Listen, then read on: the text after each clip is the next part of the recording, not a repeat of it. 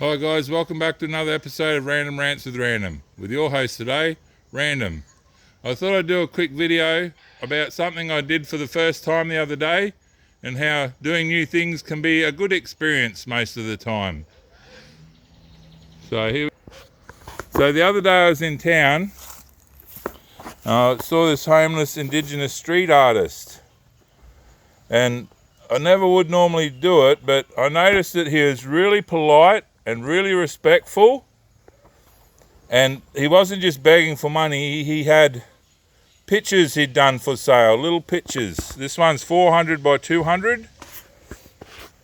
So I thought I'll go and buy him a meal and see if I can trade him for a picture. And the meal cost $10, and he wanted $20 for two paintings. So I said, mate, the meal costs $10. How about I just have that one I like? Because as I was sitting eating my meal, I saw this picture on top, and it caught my eye because green and blue are my favourite colours. So this has got the green, and I've always thought green and white go together really well. And the other reason it caught my eye is that I thought it was a picture of Yowies dancing in the bush.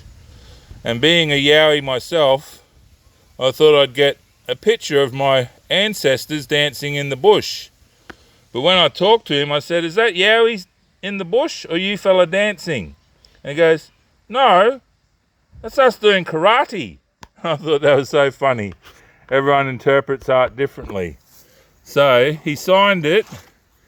His name's on the back here. William J. Cooper, on the 26th of the 4th, 2026.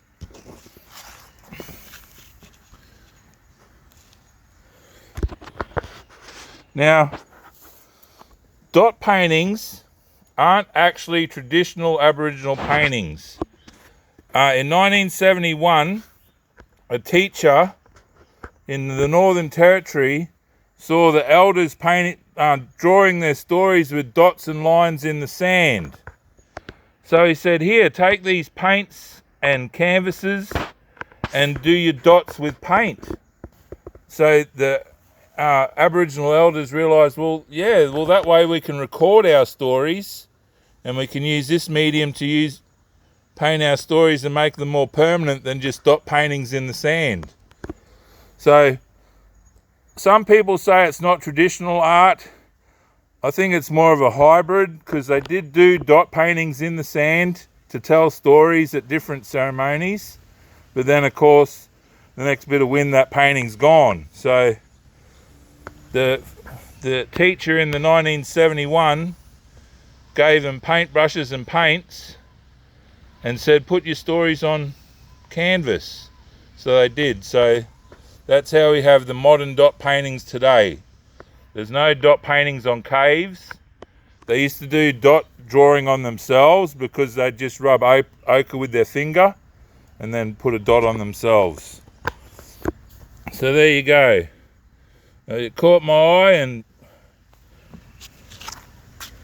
William seemed like a very decent, respectable guy. I think he had maybe a mental condition, but he is very polite and very respectful. So I thought I'd buy this painting that caught my eye. So there you go. Never be afraid to do new things. You might end up with a bit of art that might one day become famous. I don't think it will, but I still like the look of it, so who cares?